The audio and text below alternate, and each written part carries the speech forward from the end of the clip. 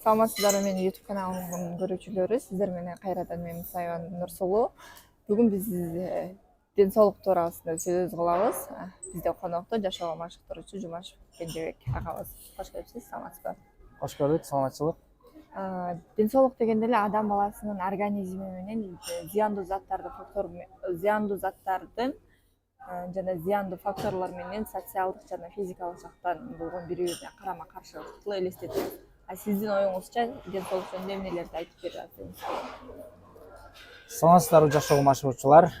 Бүгүн ден соолук тууралуу маек кылмакчыбыз алдыда. Ден соолук тууралуу суроо бердиңиз. Абдан бүгүнкү күндө актуалдуу темалардын бири. Бул ден соолук бизге биринчи орунда тура турган нерсе. Буну биз биринчи түшүнүшүбүз керек. Ден соолук болбосо бизге башка нерсе эч кандай керек эмес. Ошондуктан бүгүнкү күндө ден соолукка абдан көңүл буруңуздар. Бунун бардыгы бай этапына кетет. Биринчиден ичип жеп аткан тамагыңыздарга абдан көңүл бурушуңуздар керек. Экинчиден уйкуңуздарга көңүл бурушуңуздар керек. Биз гормондордон тургандыктан азыркы учурда кеч уктап, кеч жатып, туура эмес тамактангандан биздин нарушение гормондор болуп жатат.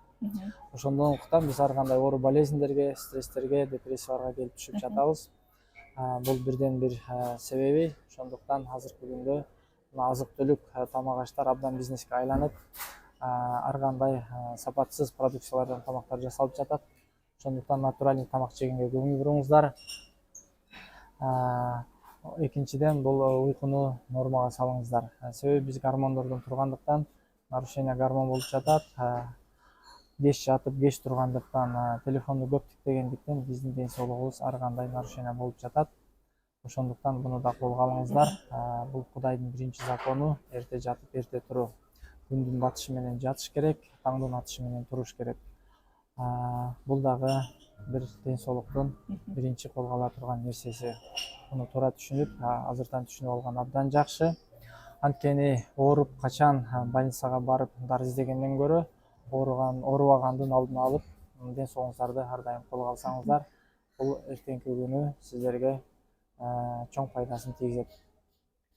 Негизи эле айтып атпайбызбы? Бизде мисалы үчүн кыргыздарда качан гана адам өлөргө жакын же бир жери катуу ооруган мезгилде анан дарыгерге барып кайрылат. Ошол ооруларды алдын алууда жаңы эле айтып кеттиңиз го, ошол туура тамактануу деп. Туура тамактануу боюнча сиз эмнелерди айтып бересиз? Туура тамактануу болгондо мен көбүнчө натуральный тамактарга көңүл бурам. Экинчиден бул азыр биздин дан азыктарына абдан көңүл буруш керек. Нан азыктарын, сахарна, ак кант буларды тамактан алып салыш керек. Булар искусственный продукция. Бул ак кант, бул белый наркота деп коет. Бул искусственный продукция. Буда эч кандай глюкоза жок. Буну жашоодон алыш керек. Экинчиден нан. Нанда да жакшы нерсе жок, качественный, мурункудай натуральный буудай дандары жок. Бул дагы бизнеске айланып, азыр глютен деген составында бар. Бул дагы ден соолукка абдан зыянын тийгизе турчу нерсе. Каранан, актан баары бирдей эле нан, эч кандай каранан пайдалуу, актан пайдасыз деген жери жок. Колдон келсинче азырынча камыр тамактарды, нанды дагы жашоодон алып салып, анын ордуна башка нерсе колдонсоңуздар болот. Достор, бул эч кандай интервью эмес. Биз негизги илимий изилдөөлөр менен жана ар кандай социалдык тармактардан алынган фактылардын негизинде сүйлөшөбүз. Ушул жерде мен толуктай кетсем, негизи эле туура тамактануу деп атпайбызбы? Биз туура тамактануу дегенде эле, мисалы үчүн диетологко барып туруп, курулган тамакты, ошол эле сладкийди, ошол эле майлуу тамактарды арыгыла дейт. Бирок кайра келип эле бизде тамактын көлөмүнө басым жасашпайт дагы. Мисалы үчүн врач мага күрүч же деди деп күрүч жазып берет дагы. Жарым килограмм, 1 килограмм күрүчтү бир отуруу жеп коюшат. Мен ушул жерден кошумчалап, туура тамактануу менен биргеликте тамактын көлөмүн азайткыла демекчимин. Сиз дагы айтып калдыңыз го, негизи эле гормондор деп. Гормон дегенде биз эмнени элестетебиз? Биздин организм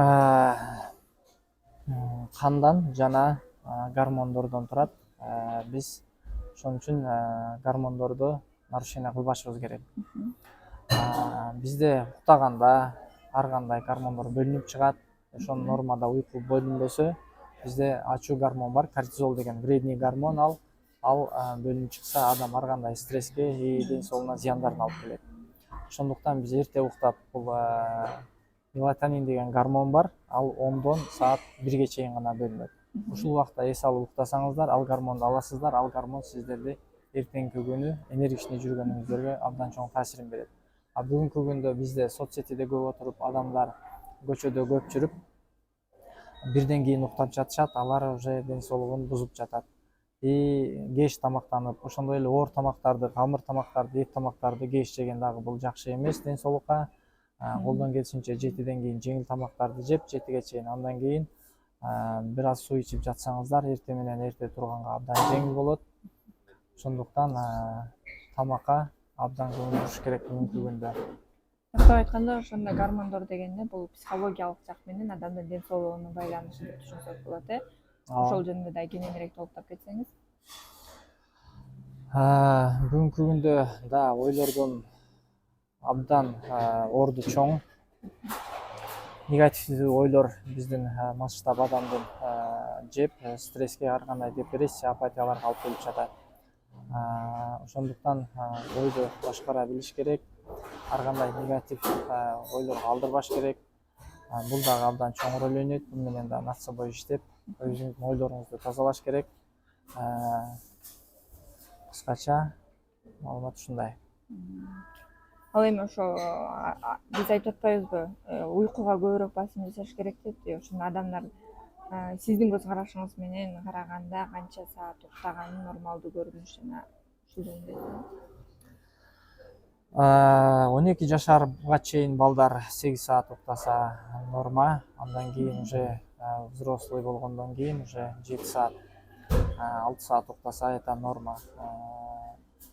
Колдон келишинче эрте жатып, эрте турса абдан жакшы болот. Бул ошол биздин бөлүнө турган, Кудайдын бериле турган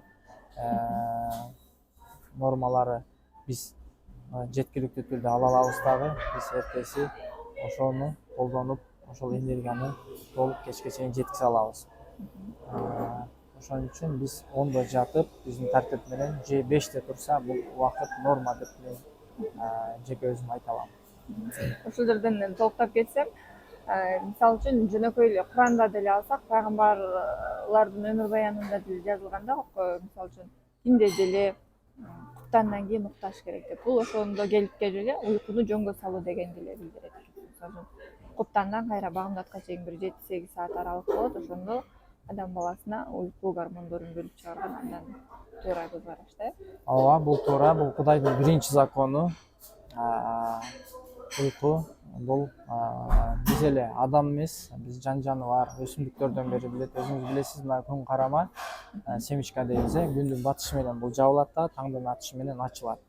Биздин дагы клеткалардан гормондордон тургандыктан, күндүн батышы менен караңгы киргенде биздин клеткаларыбыз, гормондорубуз уктайт дагы.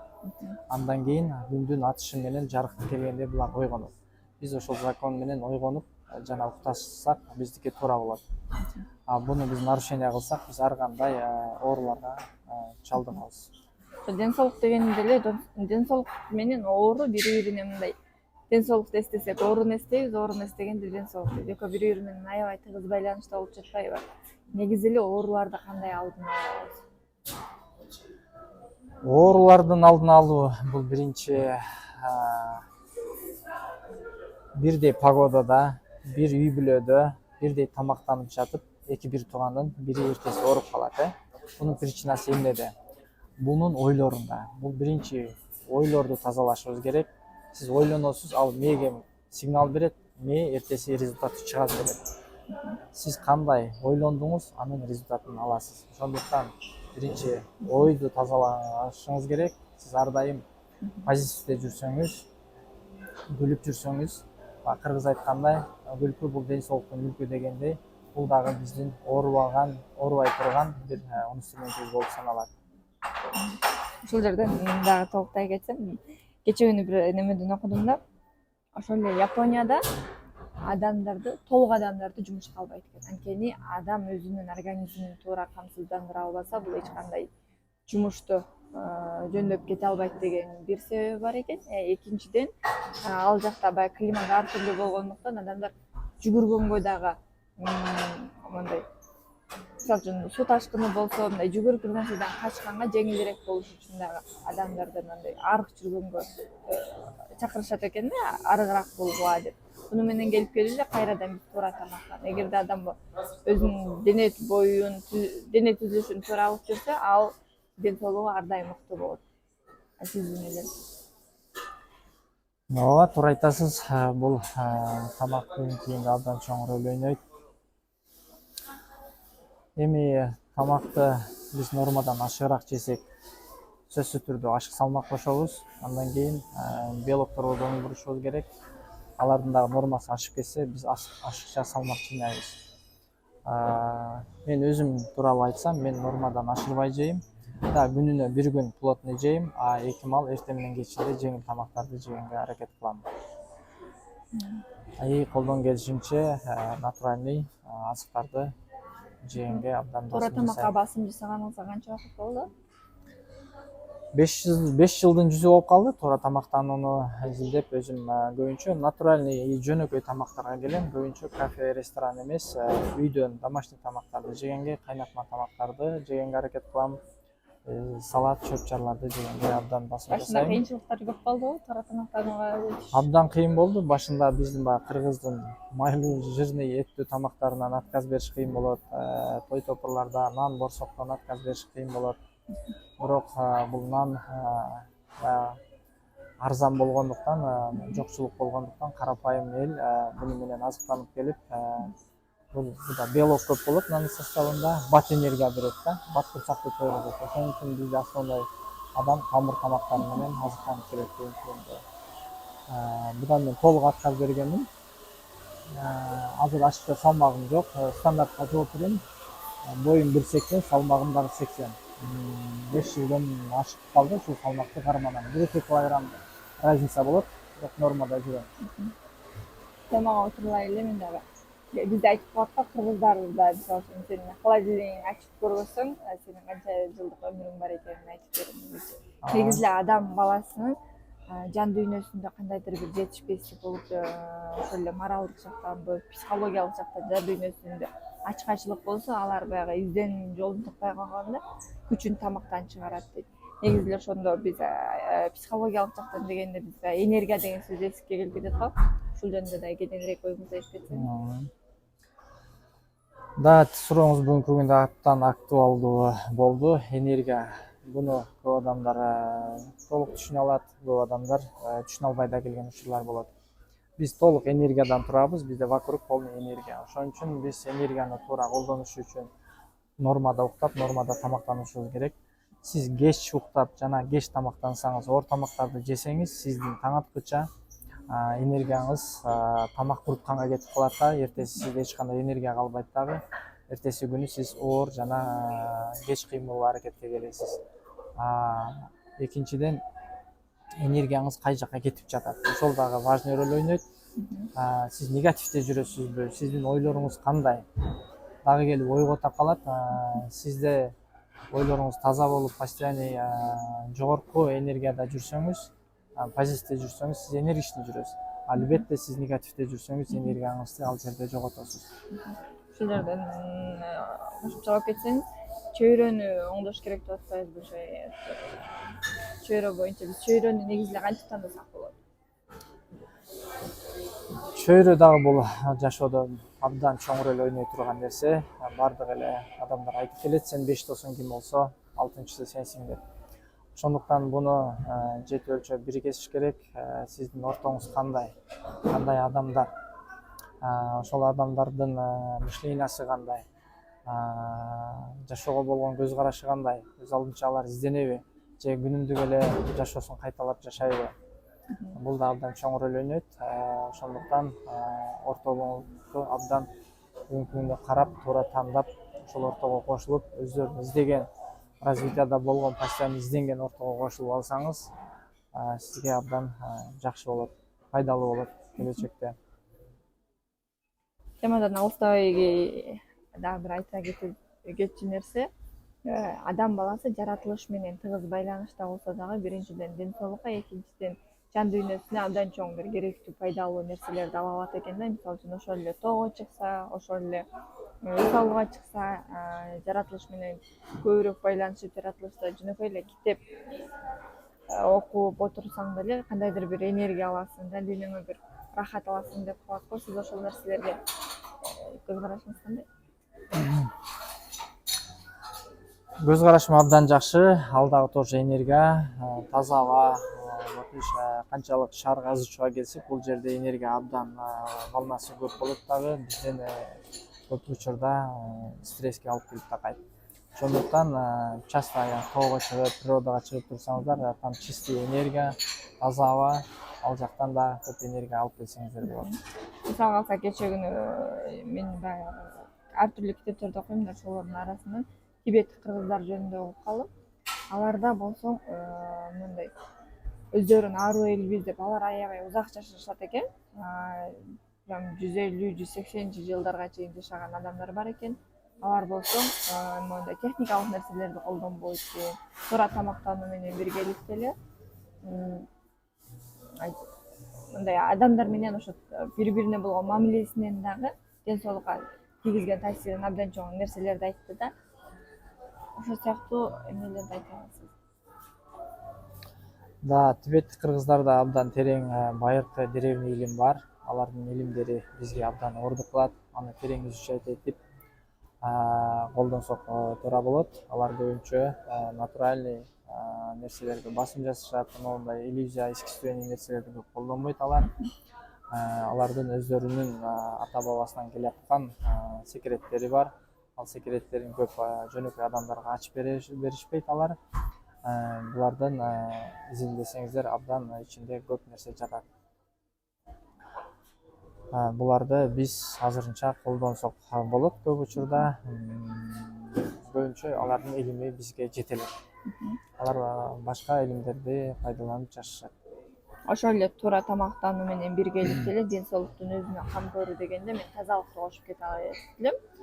Мисалы, бизде адамдардын көпчүлүгү биз бирөөнүн ден соолугун карызга алып жашагандай эле каалагандай колдонобуз. Мисалы үчүн ошол эле тазалык биринчи орунда турат. Мисалы үчүн медицинада деле тазалыкты биринчи орунга коет. Сен күнүгө жөнөкөй эле төшөккө жатарда буту колуңду жууп, жакшы жуунуп жатсаң дагы бул ден соолукка кандайдыр бир кошкон салымың. Ошол эле чачка кам көрүү, денеге кам көрүү да ден соолуктун алдын алуу дегенди деп айтсак болот. Ооба, башында айтып кеткендей, ден соолук бул азыркы учурда абдан керек нерсе.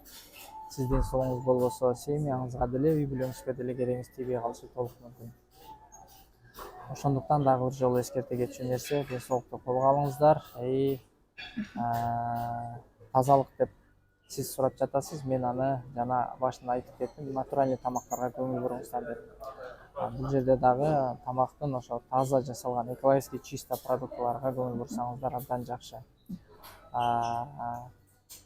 Тазалык бул ден соолуктун жарымы дейт. Ден соолукка абдан пайдасын тийгизе турган элементтери көп витаминдүү тамактарды жесеңиздер, ал сиздерге албетте энергия болуп берет. Ал натуральный эмес, ар кандай сапатсыз тамактарды жесеңиздер, ал сиздердин ден соолугуңуздарды курутат. Азыр мисалы үчүн бизде эмне көп? Дарыгерден дарыгер, аптекадан аптекага көп болот. Негизинен караганда бул замандын талабы ошол. Бирок ошол мындай медицина менен медицинаны ден соолукка бир жагынан туура муктаждыкка колдонуп атсак, экинчи тарабынан бизнес деле болуп калбадыбы? Ал эми ошону менен бирге эле ар кандай сетовиктерде баттарды сунуштап атышат. Ошолорго негизи көз карашыңыз. Медицина сиз бизнес деп кеттиңиз. Бизнес эмес эле, бул чоң бизнес. Бул бир эле семьянын бизнеси. Дүйнө жүзүндө бунун башында чоң ретчи деген семья турат. Бул да адамдарды биринчи алдын ала ооруга чалдырыктырат дагы, андан кийин барып өзүнүн дарысын сатат. Бир да медицинада научно доказано, бир да медик ден соолукту айыктыра албайт.